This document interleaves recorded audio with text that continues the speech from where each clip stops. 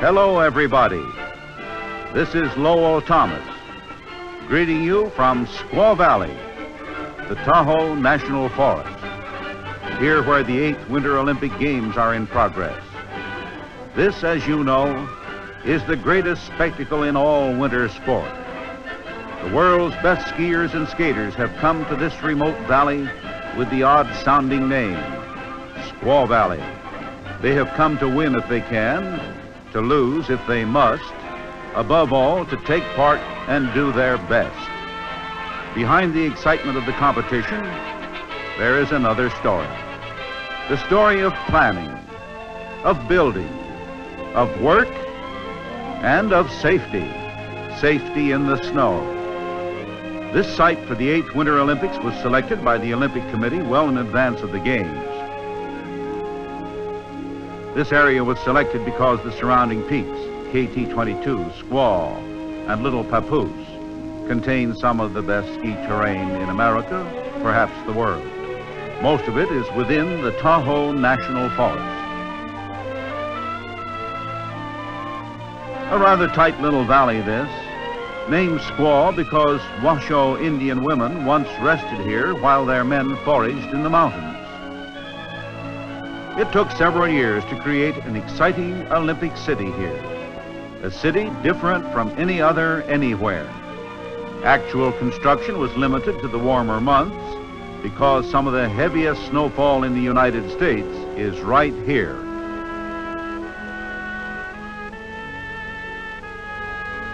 Plans included a great arena to seat 8,500 people, 2 spectator centers designed with 9 sides to afford great expanses of windows,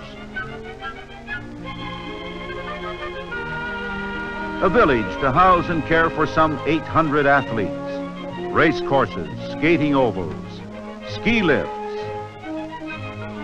and a most unusual parking lot made of sawdust and snow, and it worked. Many organizations and individuals cooperated with the Olympic Committee in this enormous venture. These included, among others, the state of California, the National Ski Patrol, Willie and his gallant men, and meeting its land management responsibility, the United States Forest Service.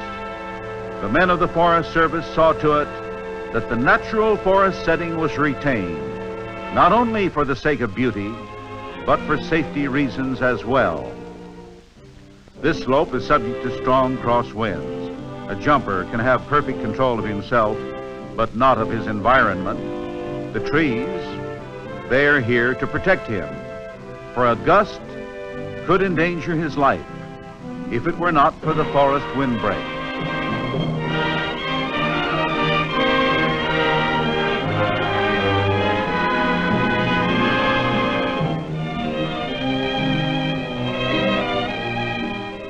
Wind and drifting snow are the enemies of a ski lift.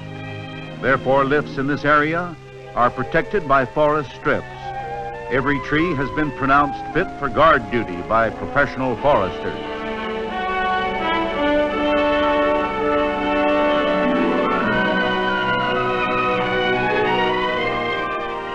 Snow safety, most important words. And these men, wearing the Forest Service shield on their parkas, are snow rangers. They are guardians over safety in the snow for spectators and competitors.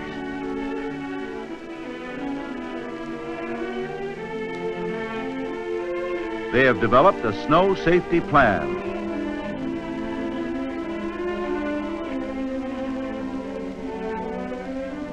And an avalanche map for the information of all skiers.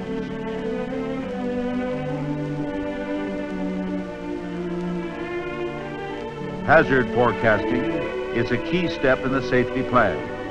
Here an anemometer measures wind force. These slopes near the top of Squaw Mountain, so good for skiing, have quite a history of destructive avalanches. The rangers, alert for evidence of dangerous conditions, remove an unsafe area from use.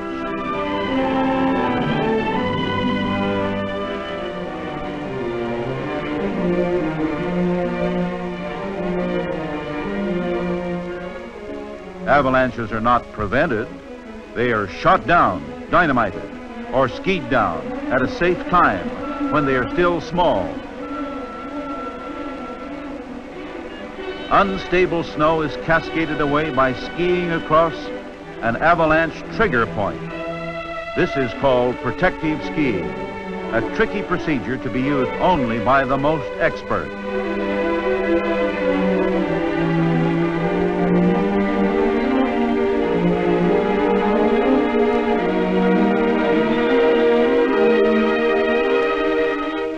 Sierra storms create conditions that require a closer watch by the snow rangers.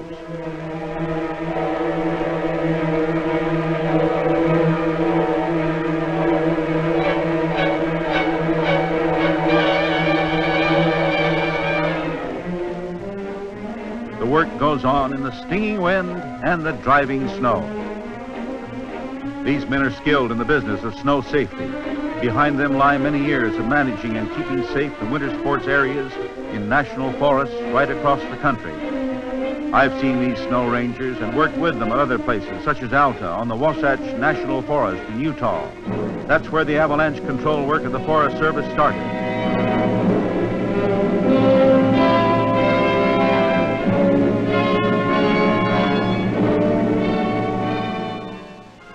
Every year, a cornice builds up here, builds up of snow curling over this ledge like a cresting wave, and it must be brought down to be safe.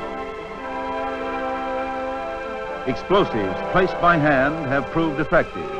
The safety rope could be a lifesaver for the ranger.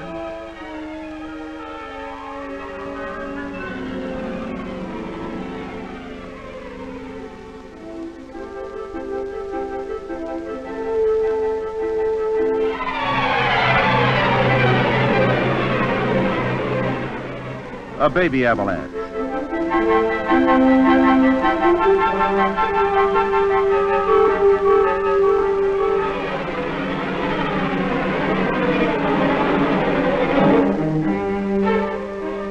A bigger baby.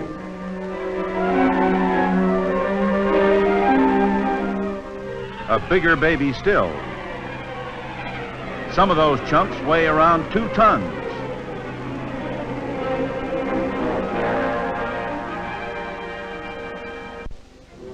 75mm recoilless rifles which can be moved about, and 105mm rifles mounted on platforms. They are fired at points which cannot be readily reached by the men on skis.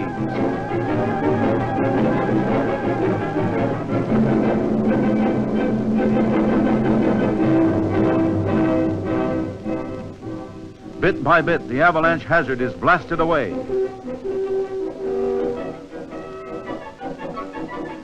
Three of these big Army guns are zeroed in on strategic locations near the tops of 2 peaks.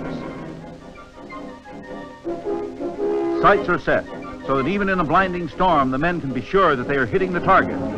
Fire when ready, Monty, while I fall back.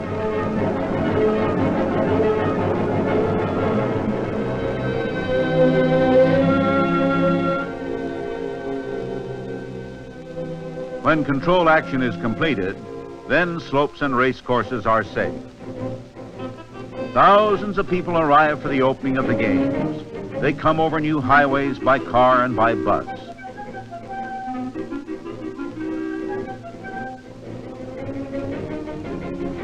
The compactness of the area will enable the visitors to really see what's going on this time.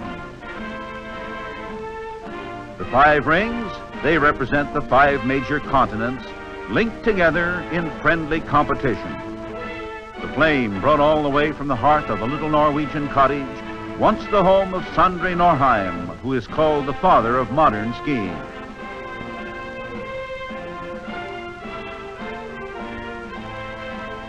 Teams from 30 countries are here.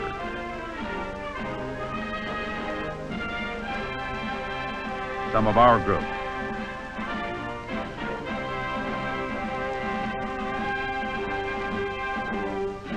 Colorful pageantry is a traditional accompaniment to the games. An athlete from the host country has the honor of pronouncing the Olympic oath. In the name of all competitors, I swear that we will take part in these Olympic Games, respecting and abiding by the rules which govern them, in the true spirit of sportsmanship, for the glory of sport and honor of our country. Doves of peace fly overhead, or are they pigeons?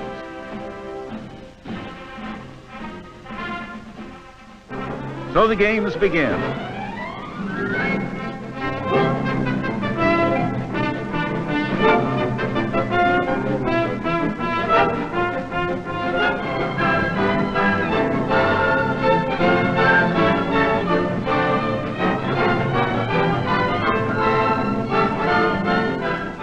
The ladies' KT-22 downhill course designed to include enough bumps, turns, and sudden drops to give plenty of interest to this race.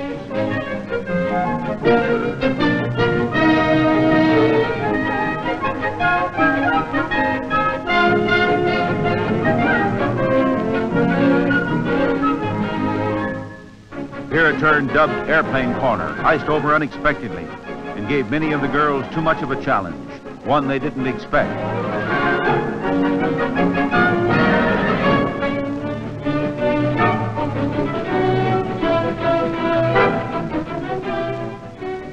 Many of them lost the race right here.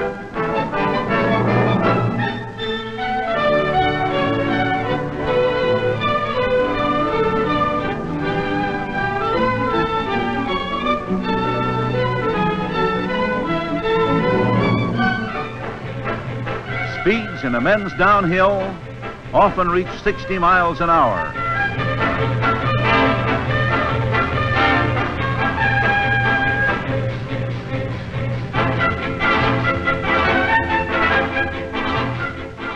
The slalom demands more pure technical skill than any other event.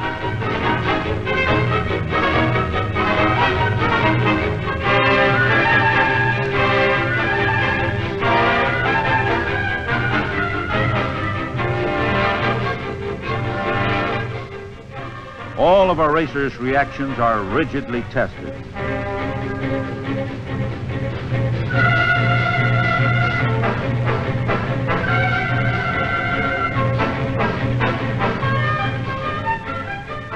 The race is run in 2 heats through a complicated series of combinations.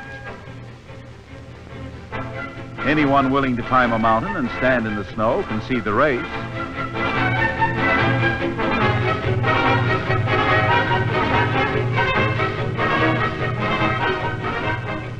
Some spectators prefer the cold seat.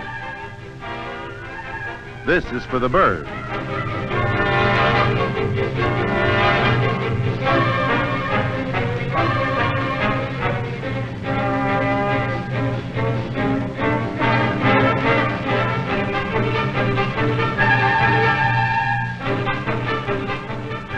The winner must achieve the lowest combined time for the 2 slalom runs. Cross-country racers are incredibly tough. They run from 18 to 30 miles over the snow on their thin, light skis.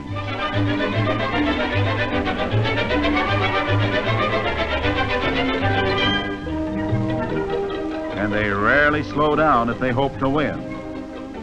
A lonely race. Even the most seasoned athlete has to have plenty of courage and determination to get him across that finish line. The combination of the skills of both hunter and cross-country skier is required in the biathlon. The exertion of skiing long distances puts the contestant before a small target with pounding heart and shaking hands. Every missed shot adds a penalty of 2 minutes to his running time.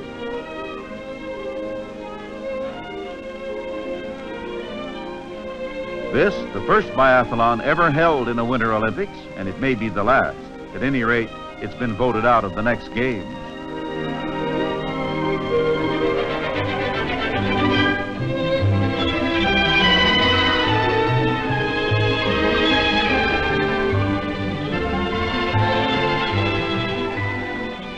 This is hardly a spectator sport. Only race officials are allowed on the course. Not even managers and trainers can follow.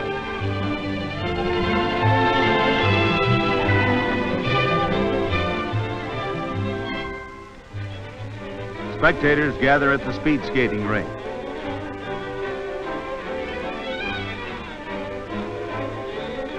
Countries with colder climates have always produced the champions in this sport. But tracks like these, artificially maintained, may change the situation. The skaters race in pairs against time alone.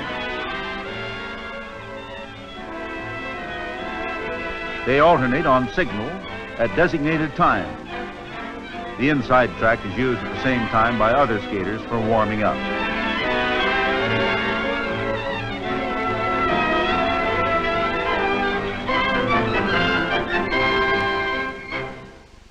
Thrilling ice hockey inside the arena. This has been called the fastest game on Earth. Extremely popular because of its speed and action.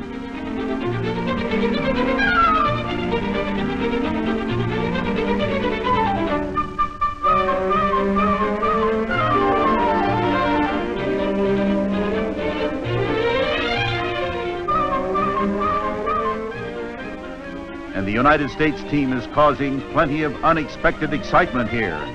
They were pre-game underdogs, and now they've upset all predictions by winning this game with the Russians. Their play earning them the first gold medal ever won by a U.S. team in hockey.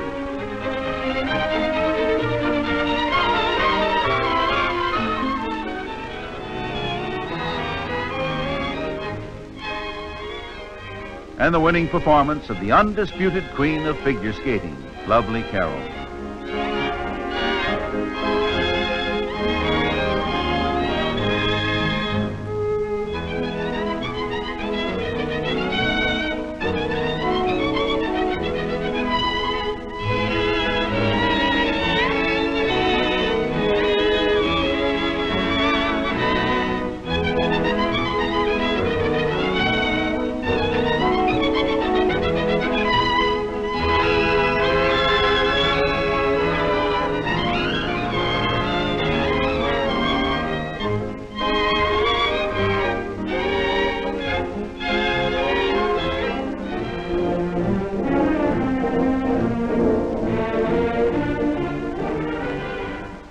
Another contender and champion showing his mastery of acrobatic turns and leaps.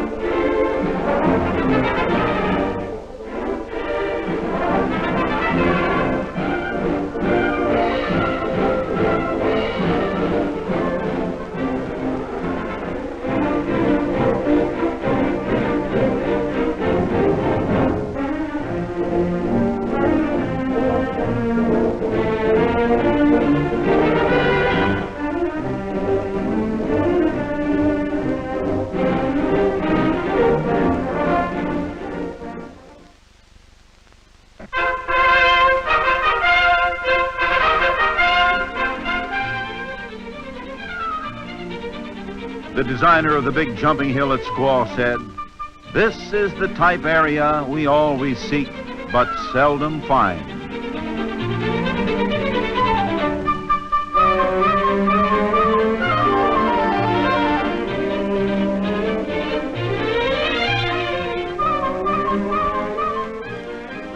The jumper's crouch reduces air resistance. He soars forward, seeking the flight position that will give him the most distance. The forward lean is kept as long as possible. Skis and body become airfoils.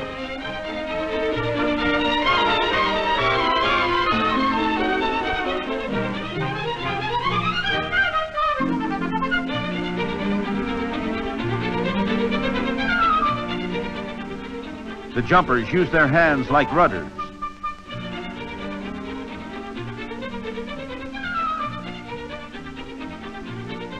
The shock of landing is absorbed with bent knees, one leg ahead for stability.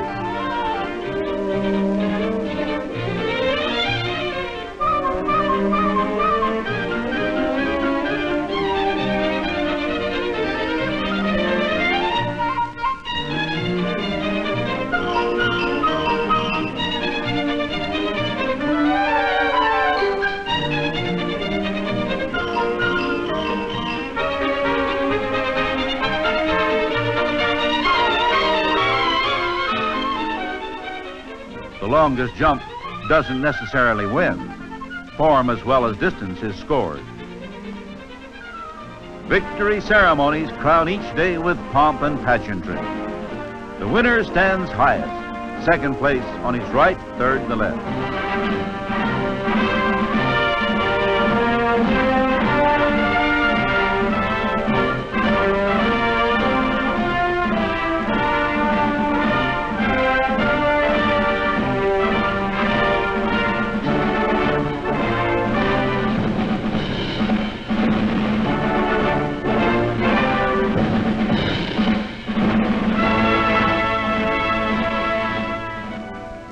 So the days pass far too quickly and the grand spectacle is over.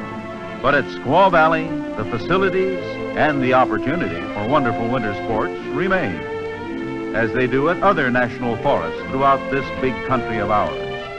If you'd like to count them, as of this moment, there are 177 winter sports areas in all on some 85 of the national forests, a great training ground for our American youngsters. I've been to most of these myself, and they are, well, they are indeed magnificent.